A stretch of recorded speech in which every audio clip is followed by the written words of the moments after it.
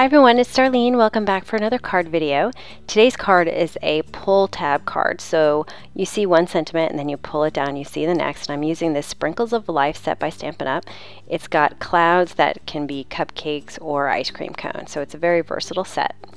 I'm going to start off by measuring about an inch and an eighth from the bottom, and I'm marking the center. And this is 4 1/4 by 5 1/2, and I'm putting my cloud there, and this is just kind of where I measured a good position for the top cloud. Now I'm going to ink this up with some Memento Tuxedo black ink, and I'm going to stamp off twice, so that's once, twice, and then I'll stamp it for the third time on the paper. And the reason I did this is because I'm going to be heat embossing, and I wanted to get it colored before I heat emboss, because it's not good to color your Copic markers on an image that's been heat embossed, because the powder will get on your tip. Now here I wanted to use B21 and I'm really bad about refills, and so it really completely ran out of ink, and I probably ruined my marker, but I had to substitute with the BG02, which is a little brighter than I'd wanted, but that's kind of all that I had, so that's what we're going with. Now you notice that I covered the whole thing first with the colorless blender, and that's because I wanted to fade to white, and that'll really help me do that.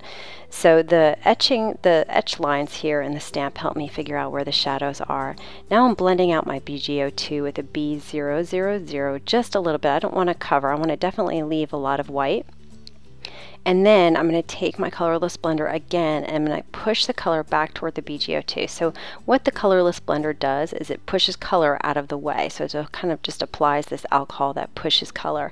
And so I'm starting in the white areas, and I'm pushing the color toward the BG02 so that I get kind of a puffy, faint look from white to blue. And so I'm going to leave most of this white. So once I've got this done, I'm going to go back, and I've got my cloud in the exact same position I had it when I originally stamped it on my Misty. And so when I put my cardstock back in there, I'm going to stamp it in exactly the same location. So I've got Versamark ink here, and I'm going to ink it up, or put some silver embossing powder on there. So now I have the silver lining on my cloud, and heat set it. Now for my next cloud, I'm going to do the exact same thing. I'm going to stamp off twice, get my image, and I wanted to put 3 clouds on here just because I thought the odd number is always good.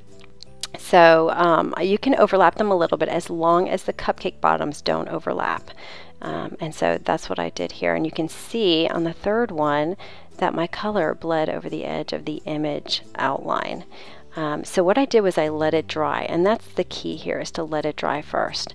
After it dries, you can take your colorless blender, and I'm going to focus here so you can see, and just go over the outside of your image line, and it'll push the color back over the line.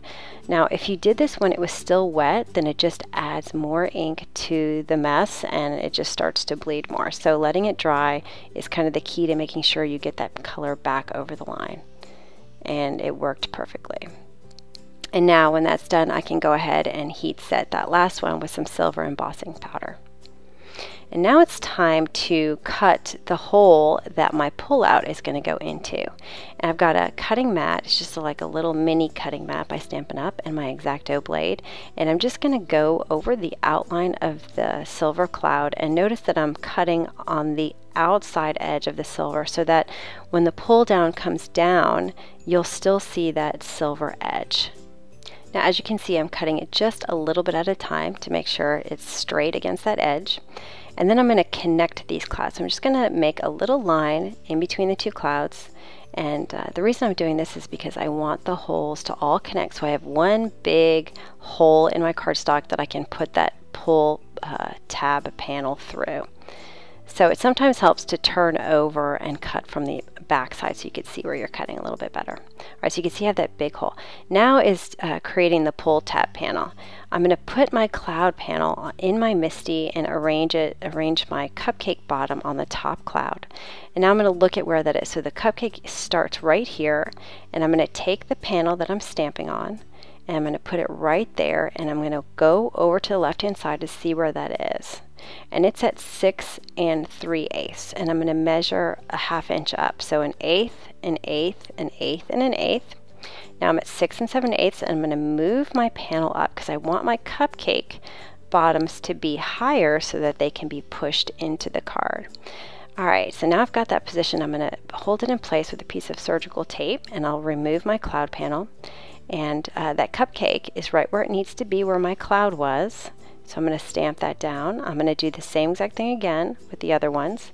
I'm going to put my cloud panel on there, measure where the cupcake bottom needs to be, and then I've got my pull tab panel secured underneath so it's not moving, and I can get all of the cupcake bottoms exactly lined up with the clouds. And I'm doing this with Memento ink again because I'm going to be coloring them with Copic markers. Now I've got E25, which is my darkest color. I'm just going to put some on the left along the bottom and then a little bit on the right. I'll come in with some E13 to blend that out, and then E21. And I'm doing all of these cupcake bottoms the same because I didn't want to add too much color. I wanted it to be simple, and I didn't want the eye to be drawn to too much rainbow in the cupcake bottom. Alright, so now I'm marking a dot 3/8 of an inch down and 3/8 of an inch across. And then I'm going to draw a line from that mark to the right and left edges so you can see what I have here. And now I'm going to take my paper trimmer and I'm going to trim it up to that mark. So this is 3/8 of an inch on each side. Now I have a rotary blade so it doesn't cut all the way, so I'm just going to use a scissor to cut across and up. And what you'll end up with is this T. And that just allows it some room to go into the cloud panel. Now I'm going to show you how this fits in. And oh no, it doesn't fit because I don't have enough cut out of my cloud. So I'm just going to add a little bit more cutting to the edge of the clouds to give a little bit more space for this panel. And then when I put it in, now it fits. So you can see how this is going to be pulled down to show the cupcake bottoms.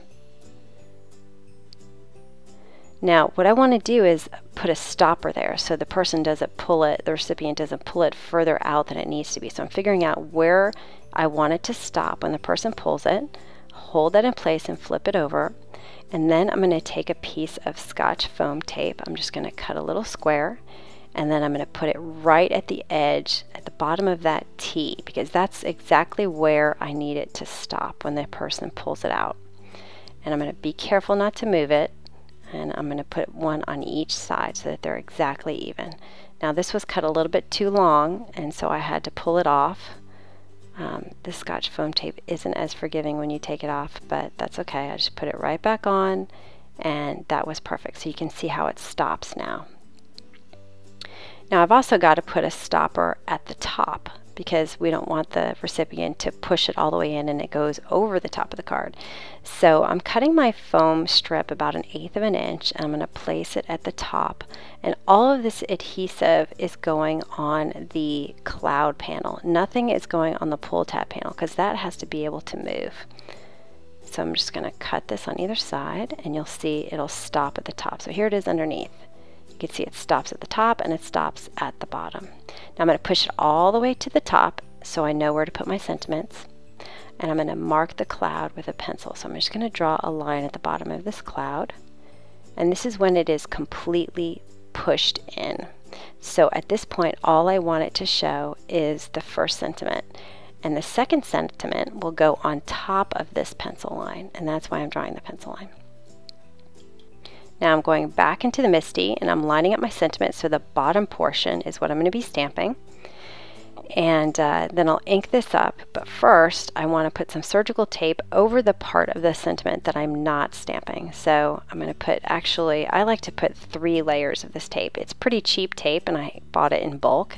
So I just put 3 layers on, that way when I ink it up, it won't go through the tape. I don't have to worry about it going through the tape. So this is some VersaFine Black Onyx ink. I'm going to ink up the bottom one here, and then I can take off my surgical tape, and I know that I have just the bottom portion of the sentiment inked up. And then I'll stamp it. Now this is the part that's showing when I pull it down. I'm just going to erase these pencil lines, and then you'll see when I push it in, that sentiment disappears. Now before I stamp my first sentiment, I want to create the pull tab.